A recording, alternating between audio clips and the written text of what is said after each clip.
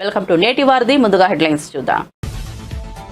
గచ్చిబౌలిలో Microsoft నూతన campus ను ప్రారంభించిన సీఎం రేవంత్ రెడ్డి. హైదరాబాద్ తో మైక్రోసాఫ్ట్ సంస్థకు సుదీర్ఘ అనుభవం ఉందన్న రేవంత్ రెడ్డి. భవిష్యత్ అంతా ఆర్టిఫిషియల్ ఇంటెలిజెన్స్ దేనన్న ముఖ్యమంత్రి.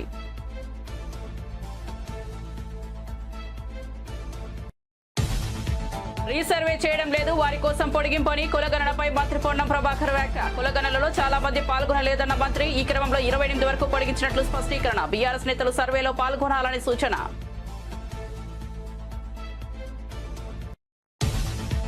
నూతన ఆదాయపు పన్ను బిల్లును పార్లమెంట్లో ప్రవేశపెట్టిన కేంద్రం. దశాబ్దాల నాటి చట్టం స్థానంలో కొత్త చట్టాన్ని తీసుకువస్తున్న కేంద్రం. విపక్షాల నిరసనల మధ్య బిల్లును ప్రవేశపెట్టిన నిర్మలా సీతారామన్. సభ నుండి వాకౌట్ చేసిన విపక్షాలు. కేసు నుంచి తప్పించుకునేందుకు వల్లభనేని వంశీ మరో తప్పు చేశారన్న కల్లు రవీంద్ర. కక్షపూరిత రాజకీయాలు చేసి ఉంటే నెలలోపు అందరినీ లోపల వేయించే వాళ్ళమన్న కల్లు. చట్టం తన పని తాను చేసుకుపోతుందని వ్యాఖ్య.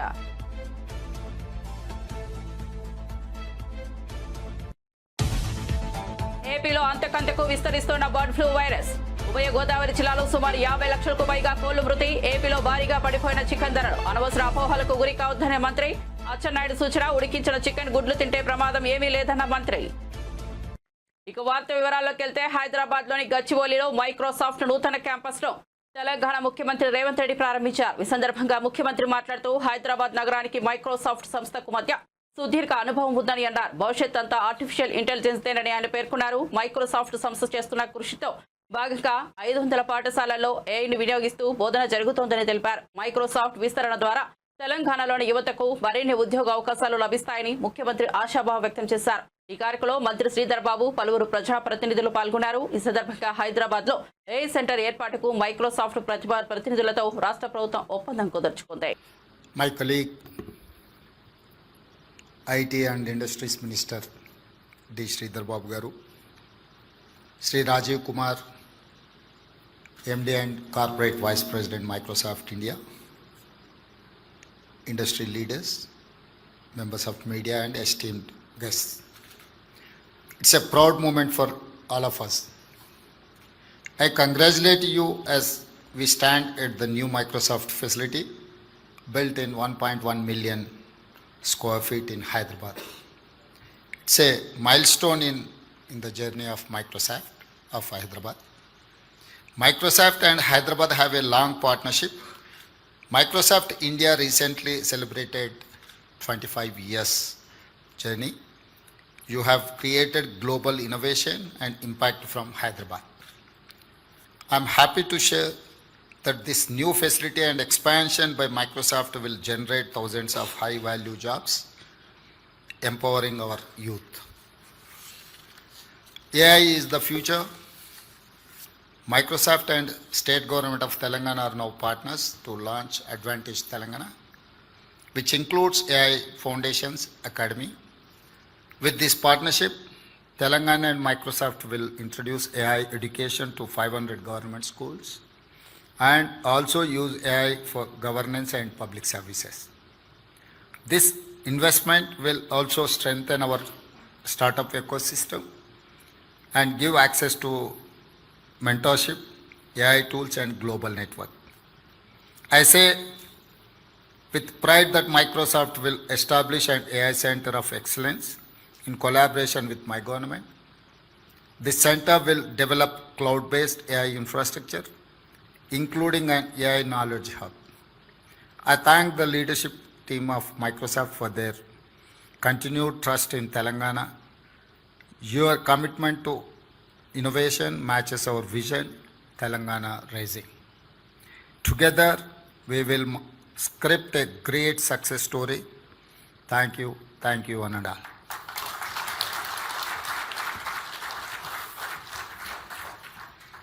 May I request Rajiv ji to kindly share a token of appreciation, a token of gratitude, on behalf of Microsoft.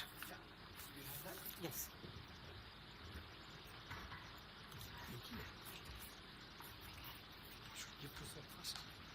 All right, so we specially designed it for you.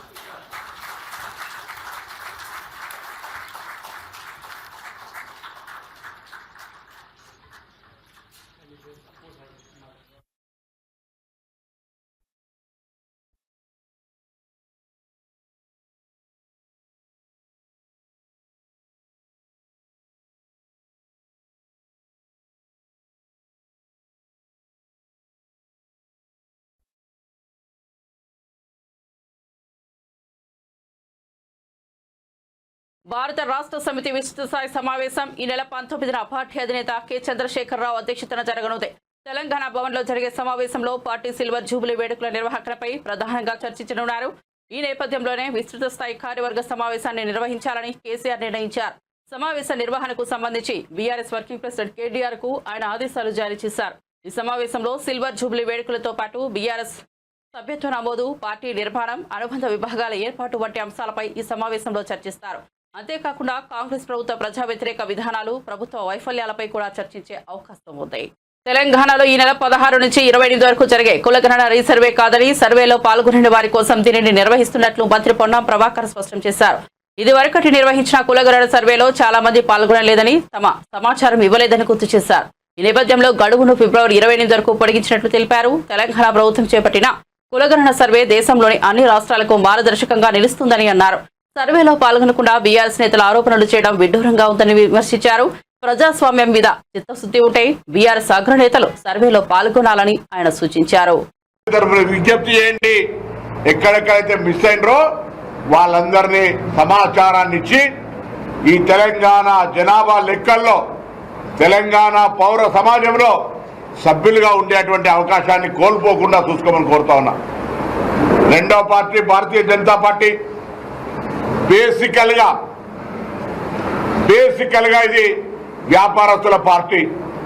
వాళ్లకు కులగణన జరగడం ఇష్టం లేదు, 42% బీసీలకు రిజర్వేషన్ పెరగడం ఇష్టం లేదు, జనాభాకు అనుగుణంగా ఎస్సీలకు రిజర్వేషన్ ఇవ్వడం ఇష్టం లేదు, జనాభాకు అనుగుణంగా ఎస్టీలకు రిజర్వేషన్ ఇవ్వడం ఇష్టం లేదు.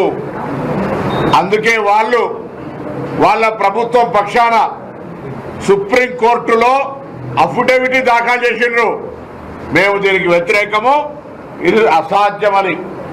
ఇలా తెలంగాణ రాష్ట్రంలో జరుగుతున్న ప్రక్రియ దేశవ్యాప్తంగా ప్రకంపనలు కలిగించి మా నాయకుడు రాహుల్ గాంధీ గారి ఆధ్వర్యంలోనే పార్లమెంటుల బడ్జెట్ సమావేశాల్లో దీన్ని ఆమోదింపజేసుకోవడానికి కాంగ్రెస్ కున్నటువంటి 100 మంది పార్లమెంటు సభ్యులతో పాటుగా తెలంగాణ నుంచి ముఖ్యమంత్రి గారి నాయకత్వంలో ప్రధానమంత్రి గారితో సహా సంబంధిత కేంద్ర మంత్రులతో సహా అన్ని రాజకీయ పార్టీలు కూడా కలిసి తమిళనాడులో ఏ విధంగా అయితే 9th షెడ్యూల్లో పెట్టి ఇవాళ 69% రిజర్వేషన్ ఉపయోగిస్తా ఉన్నారో అదే విధంగా ఇక్కడ కూడా తెలంగాణ రాష్ట్రంలో ప్రజల ఆకాంక్షలకు అనుగుణంగా ఈ రిజర్వేషన్ల పెంపుకు షెడ్యూల్ 9లోకి మార్చాల్సిన బాధ్యత కేంద్రం ఉంటుంది.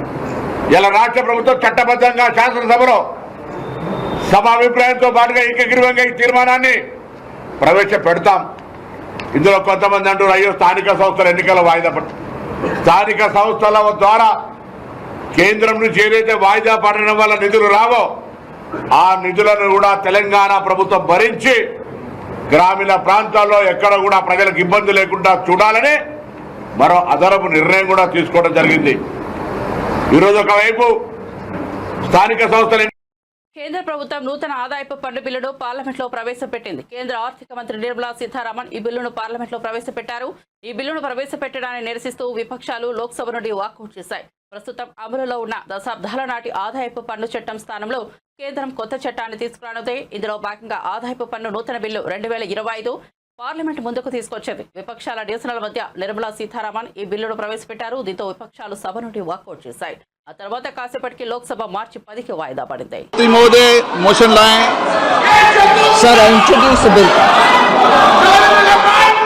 मोशन भी लाएं sir. With your permission, sir, 3 members have mentioned about the objections to introduction of this bill. I'd like to say that actually Shri N.K. Premchandran's objection doesn't seem to be correct at all, because, and that's also mentioned in my introductory remarks, the Income Tax Act was originally enacted in 1961, came into effect in 1962, sir. At that time, they had only 298 Act sections, and that is correctly referred. But then as the time went by, year after year, many more sections were added, and as it stands today, there are 819 sections. From that 819, we are bringing down to 536. So, he should look at what it is today rather than what is in 1961. So on that objection, I don't think there is he is right. I don't think he's right. He should understand where the law is today and where it is being reduced. And second, sir, Manish Tiwari also meant, Manish Tiwari's argument was that sections are more now rather than when it was in 1961. That's a point. Then, that I've answered. Then 4,000 amendments have been made from 1961, and all those are being looked at now, being reduced now. So Manish Tiwari's core argument that it contains about 536 clauses and has also more number of amendments now, I think he's not even looked into the papers, I'm sorry to say, so it cannot be sustained. N.K. Premachandran's statement about objects and reasons being different is also not correct, sir. The objects and reasons I can explain in detail when we take it up for discussion, but it cannot be sustained as an objection. Thirdly, Professor Saugata Roy's comment that again the philosophy and also the number of words and so on, he's looking at thinking that it is only a mere mechanical change. They are not mechanical change. Substantial changes are being made. Number of words have come down by half. Where there was 5.5 lakh words, now it's come down by half. Sections have come down. Chapters have come down. It's in plain simple English and plain simple Hindi, and therefore these are not sustainable. आप motion लाएं, माननीय मंत्री जी motion ले आए। Sir, प्रश्न मैं पढ़ता हूं, फिर उसका मोशन। ఏపీలో బర్డ్ ఫ్లూ వైరస్ వ్యాప్తి కొనసాగుతోంది. ముఖ్యంగా ఉభయ గోదావరి జిల్లాలో దీని తీవ్రత రోజు రోజుకు పెరుగుతోంది. ఈ వైరస్ కారణంగా ఉభయ గోదావరి జిల్లాలో సుమారు 50 లక్షలకు పైగా కోళ్లు మృతి చెందినట్లు సమాచారం. బర్డ్ ఫ్లూపై సోషల్ మీడియా వేదికగా విస్తృత ప్రచారం. అధికారుల హెచ్చరికల నేపథ్యంలో ఏపీలో చికెన్ ధరలు భారీగా పడిపోయాయి. అటు కస్టమర్లు రాకపోవడంతో చికెన్ సెంటర్లు పోసిపోతున్నాయి. ఈ క్రమంలో తాజాగా వ్యవసాయ శాఖ మంత్రి అచ్చెన్నాయుడు బర్డ్ ఫ్లూపై ఆందోళన చెందాల్సిన అవసరం లేదని ప్రకటించారు. ఉడికించిన చికెన్ గుడ్లు తింటే ప్రమాదం ఏమీ లేదని ఆయన స్పష్టం చేశారు. బర్డ్ ఫ్లూపై సోషల్ మీడియా కొన్ని పత్రికలు భయాందోళనలు సృష్టిస్తున్నాయని, అలాంటి వాటిపై చర్యలు తీసుకుంటామన్నారు. బాదంపూడిలో 2.2 లక్షల కోళ్లు చనిపోయినట్టుగా మాకు సమాచారం వచ్చింది. అదేవిధంగా వెస్ట్ గోదావరి జిల్లా వేల్పూర్లో 2.5 లక్షల కోళ్లు చనిపోయినట్టుగా సమాచారం వచ్చింది. ఎన్టీఆర్ జిల్లా గంపలగూడెంలో ఒక 7,000 కోళ్లు చనిపోయినట్టుగా సమాచారం వచ్చింది. వెస్ట్ గోదావరి జిల్లా కానూరులో 65,000 కోళ్లు చనిపోయినట్టుగా మాకు సమాచారం వచ్చింది. వెంటనే రాష్ట్ర ప్రభుత్వం అలర్ట్ అయి అధికార యంత్రాంగానికి పంపించి అక్కడ ఏవైతే చనిపోయే బర్డ్స్ అన్నీ కూడా అత్యంత ఆధునికమైనటువంటి ల్యాబ్ భోపాల్లో ఉంటే అక్కడ పంపించాం. అసలు ఏ కారణంతో చనిపోతున్నాయి, ఏ వ్యాధితో చనిపోతున్నాయని పంపించిన తర్వాత నిన్న రిపోర్ట్ కూడా వచ్చింది. అవి బర్డ్ ఫ్లూతో కూడా చనిపోయాయని చెప్పి రిపోర్ట్ వచ్చింది. వెంటనే డిపార్ట్మెంట్కి అలర్ట్ చేసి మళ్ళీ ఈ పౌల్ట్రీల్లో ఇంకేమైనా మిగిలిన్నాయా అని చెప్పి పంపిస్తే 14,000 కోళ్ళు ఇంక మిగిలింటే ఒక 340 గుడ్లు ఈ 4 పౌల్ట్రీస్లో ఉంటే అవన్నీ తీసి మనమే చంపి పోర్చడం జరిగింది. ఈరోజు రాష్ట్రంలో 10 కోట్ల చిల్లర కోళ్ళు ఉంటే దాదాపుగా 5,42,000 కోట్లకి ఈ ఫ్లూ వచ్చి చనిపోయినట్టుగా మనకి రిపోర్ట్ వచ్చింది. 5,42,000 టోటల్గా ఉన్నవి 10,78,00,000. సోషల్ మీడియాలో చాలా విపరీతమైన ప్రచారం వస్తుంది, మీడియాలో విపరీతమైన ప్రచారం వస్తుంది. 40 లక్షలు చనిపోయాయని కూడా ఈరోజు ప్రచారం వచ్చాయి. ఎక్కడ దాపరికి ఉండదు. 40 లక్షల కోళ్ళు చనిపోతే అవి పోర్చాలంటే ఎంత పెద్ద గోతులు తవ్వాలి? ఎక్కడ దాపరికి ఉండదు కదా, ఫొటోస్ అయినా బయటకు వస్తాయి కదా. కానీ ప్రచారం జరుగుతుంది, దాన్ని నేను తప్పు పట్టడం లేదు. ఇదేంటంటే ఎప్పుడు కూడా తక్కువ టెంపరేచర్ ఉండేటప్పుడు ఇది వచ్చినటువంటి గన్నవరం మాజీ ఎమ్మెల్యే వల్లభనేని వంశీని పోలీసులు విజయవాడ తీసుకొచ్చారు. గురువారం ఉదయం హైదరాబాద్లోని రాయదుర్గంలో ఆయన అరెస్ట్ చేసిన విషయం తెలిసిందే. తొలుత విజయవాడలోని భవానీపురం పిఎస్ కు పోలీసులు తీసుకొచ్చారు. ఆ తర్వాత మరో వాహనంలో అక్కడి నుంచి కృష్ణలంక పోలీస్ స్టేషన్ కు తరలించారు.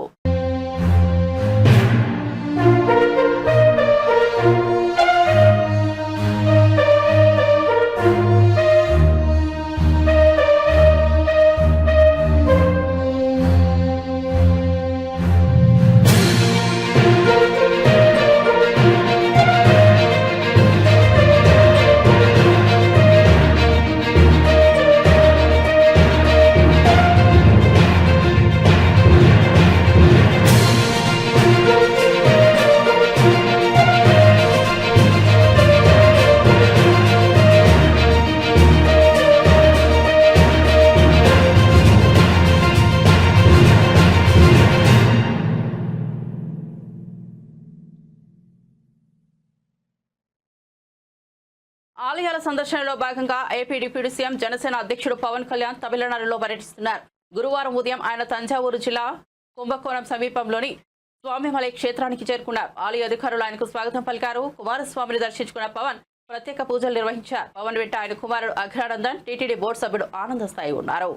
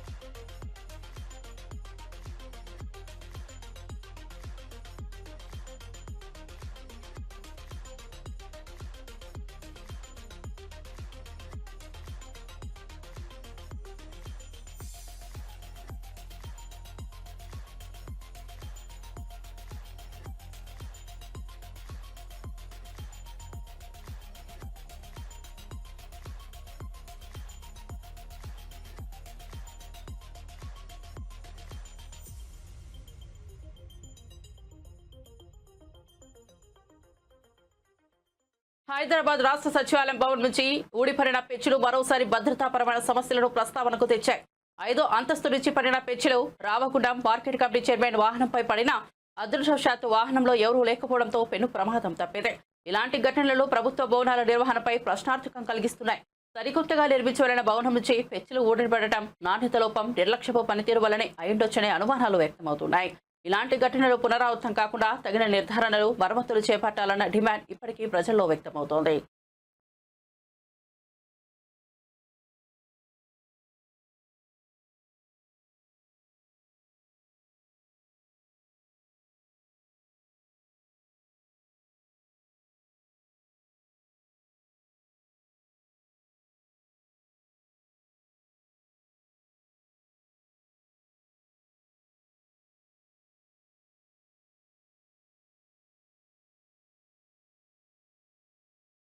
బీఆర్ఎస్ నేత మాజీ మంత్రి ఎర్రబెల్లి దయాకర్ రావు కీలక వ్యాఖ్యలు చేశారు. కాంగ్రెస్ పార్టీకి చెందిన 25 మంది ఎమ్మెల్యేలు ముఖ్యమంత్రి రేవంత్ రెడ్డికి వ్యతిరేకంగా సిద్ధమవుతున్నారని వ్యాఖ్యానించారు. తొర్రూరు మండలంలో నిర్వహించిన బీఆర్ఎస్ కార్యకర్తల విస్తృత స్థాయి సమావేశంలో దయాకర్ రావు మాట్లాడారు. ఇప్పటి వరకు అసెంబ్లీ ఎన్నికలు వస్తే బీఆర్ఎస్ 100 అసెంబ్లీ సీట్లు గెలవడం ఖాయమని చెప్పారు.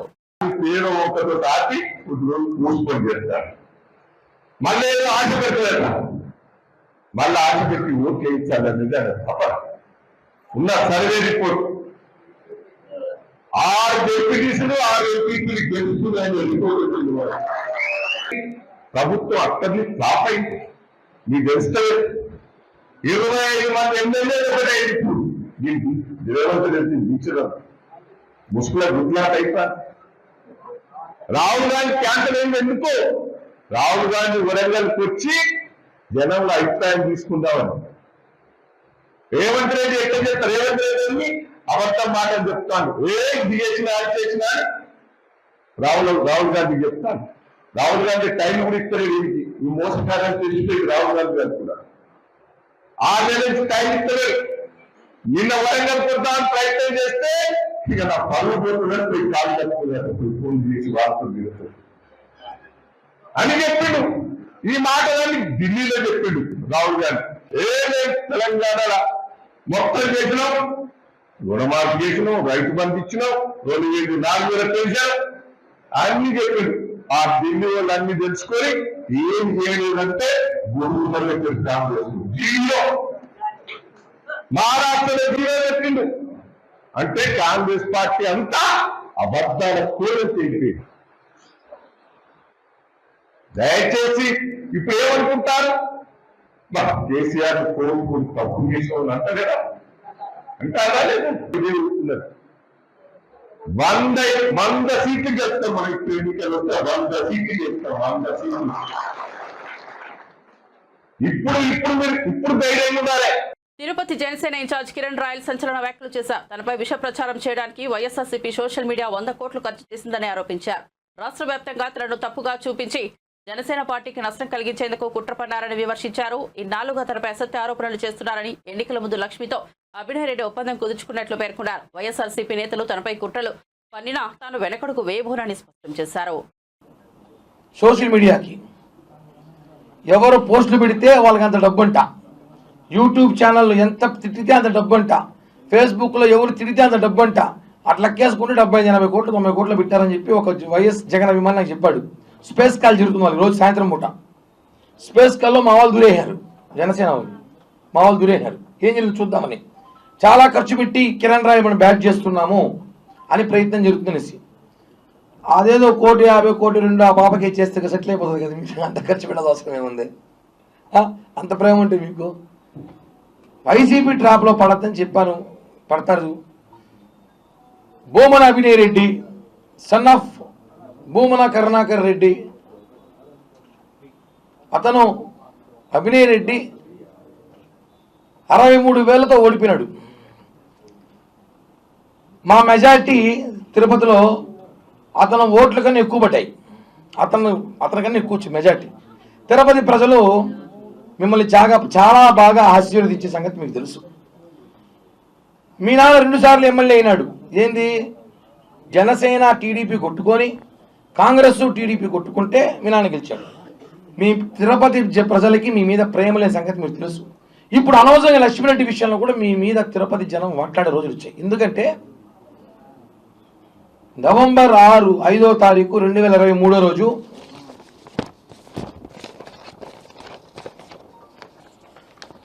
నేను ఒక ప్రెస్ మీట్ పెట్టిన హోటల్, ఒక ప్రైవేట్ హోటల్లో, మీ అందరూ తెలుసు. ఆ ప్రెస్ మీట్ సంబంధించిన పేపర్ క్లిప్పింగ్స్ ఇవి.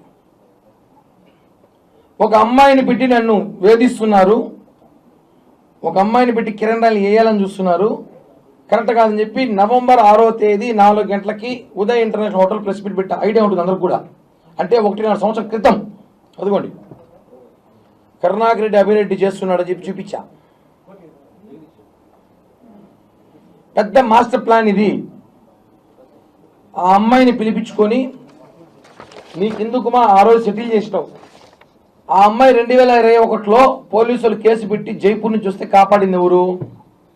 ఇదే భూమన అభినయ్ రెడ్డి మనుషులే కదా. తిరుచానూరు స్టేషన్ సిఐకి ఫోన్ చేసి ఆ అమ్మాయిని వదిలేసేయండి, మీ ఇద్దరు పట్టకండి అన్నారు. ఇంకా చాలా కీలక విషయాలు ఇస్తాం మీకు, వినిపిస్తా కూడా.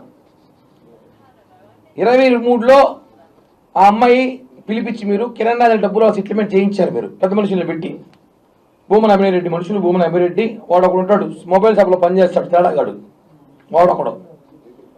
వీళ్ళందరూ కలిసి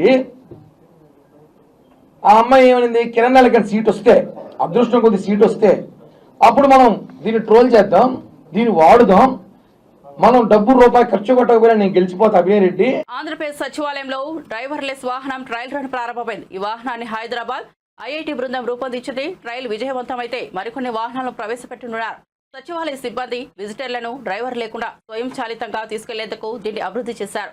ఏదైనా వాహనం లేదా వ్యక్తి అడ్డుగా వచ్చినప్పుడు దానంతటదే ఆగే విధంగా ప్రత్యేక సెన్సార్ టెక్నాలజీని ఉపయోగించారు. సచివాలయంలో ఈ ప్రయోగం సక్సెస్ అయితే ఇతర ప్రభుత్వ కార్యాలయాల్లో కూడా అమలు చేసే అవకాశం ఉంది. నటుడు విశ్వక్సేన్ మోపిదేవిలోని శ్రీ వల్లి దేవసేన సమేత శ్రీ సుబ్రహ్మణ్యేశ్వర స్వామిని దర్శించుకున్నారు.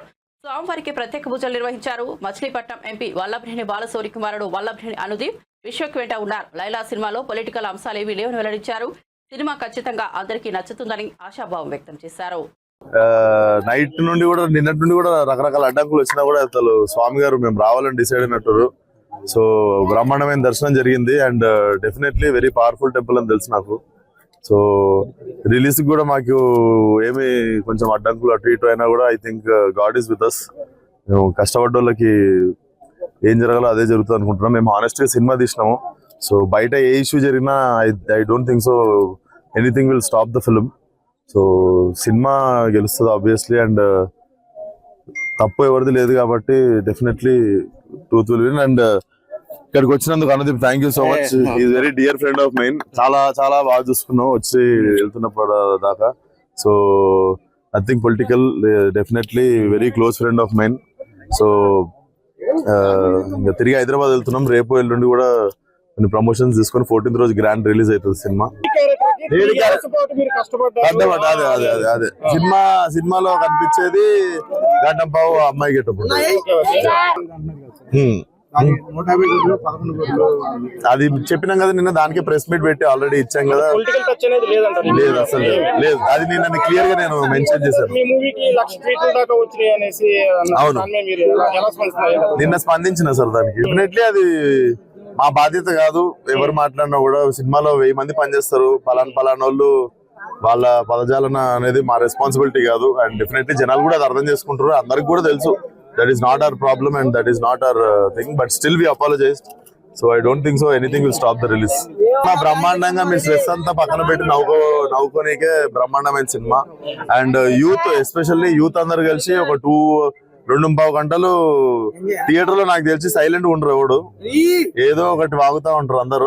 అంటే సినిమా చూస్తే నోరాగదు. అట్లా కొంచెం మంచి యూత్ కాంటెంట్ ఉన్న సినిమా. ట్విట్టర్ కదన్నా అది. ఇంకా నేను కూడా ఎవరి ఫ్రస్ట్రేషన్ జనాలు ఫ్రస్ట్రేషన్ చూపించుకునేదే ట్విట్టర్ లా. సో ప్రతిదానికి ఏం కాదు కానీ 3-4 సినిమాలకు ఒకసారి అవుతుంటది. ఏమో అది సుడిలో ఉన్నట్టుంది. మంచిగా ఉంటుంది దానికంటే. రొమాన్సే ఉంటుంది. బులెటిన్ ముగించే ముందు హెడ్లైన్స్ మరోసారి చూద్దాం. గచ్చిబౌలిలో మైక్రోసాఫ్ట్ నూతన క్యాంపస్ ను ప్రారంభించిన సీఎం రేవంత్ రెడ్డి. హైదరాబాద్ తో మైక్రోసాఫ్ట్ సంస్థకు సుదీర్ఘ అనుభవం ఉందన్న రేవంత్ రెడ్డి. భవిష్యత్ అంతా ఆర్టిఫిషియల్ ఇంటెలిజెన్స్ దేనన్న ముఖ్యమంత్రి.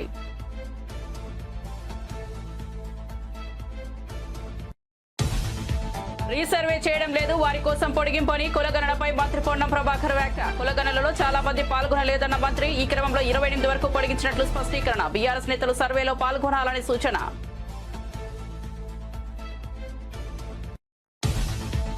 నూతన ఆదాయపు పన్ను బిల్లును పార్లమెంట్లో ప్రవేశపెట్టిన కేంద్రం. దశాబ్దాల నాటి చట్టం స్థానంలో కొత్త చట్టాన్ని తీసుకువస్తున్న కేంద్రం. విపక్షాల నిరసనల మధ్య బిల్లును ప్రవేశపెట్టిన నిర్మలా సీతారామన్. సభ నుండి వాకౌట్ చేసిన విపక్షాలు.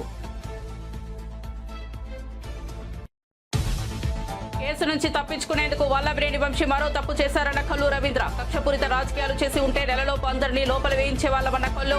చట్టం తన పని తాను చేసుకుపోతుందని వ్యాఖ్య.